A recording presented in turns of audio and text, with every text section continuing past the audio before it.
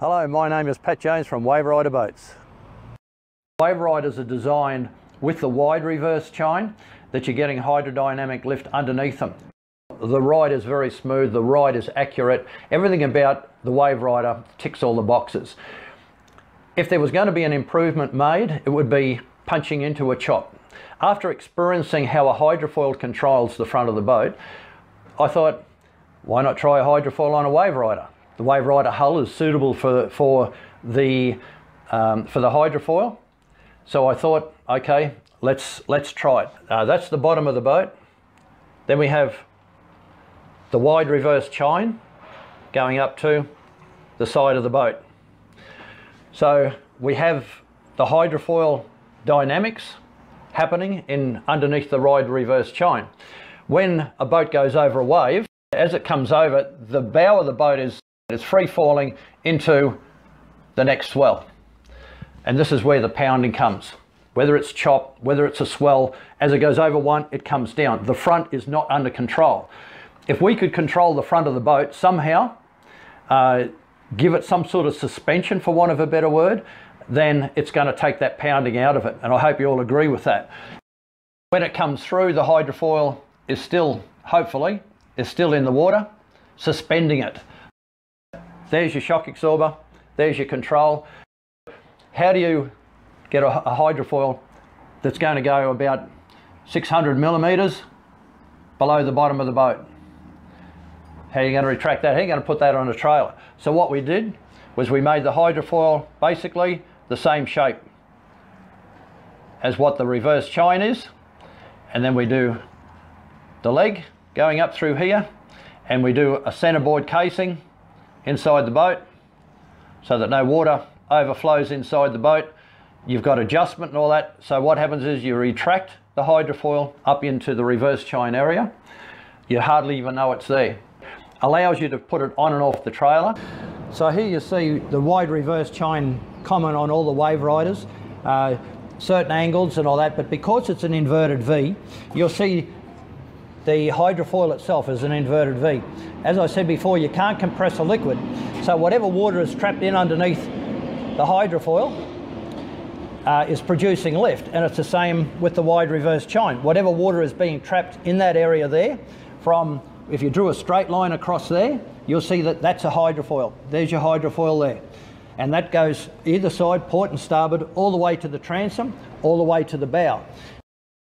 When you put those two hydrofoil surface areas together, along with the trim on your outboard engine, because the outboard engines now are this is a 5.5 metre boat, this will take 150 horsepower and do 40 odd knots.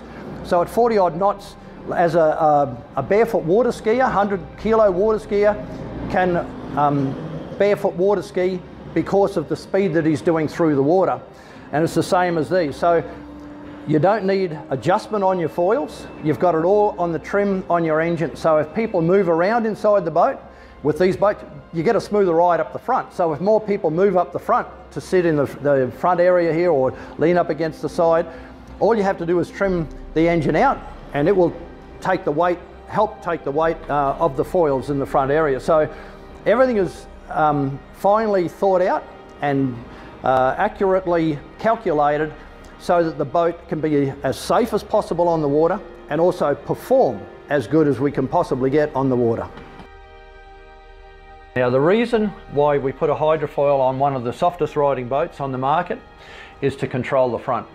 The front needs that control in certain conditions, and I think everyone who's been on the water knows that you can chop as chop, but when you've got chop and swell, and these boats are designed for offshore, in between the chop there will be nothing, and no matter what boat it is, it will fall into that hole. Now, the council hasn't fixed these holes up yet, so we've got to design boats that will go over these holes softly, and this is where the hydrofoils come in. When it gets rough, instead of falling into that hole and banging as all boats do, then you will find that the hydrofoil suspends the front and will go straight over the top of that, and actually it will be so effective that you will get a smoother ride in the front of the boat than what you do down the back of the boat.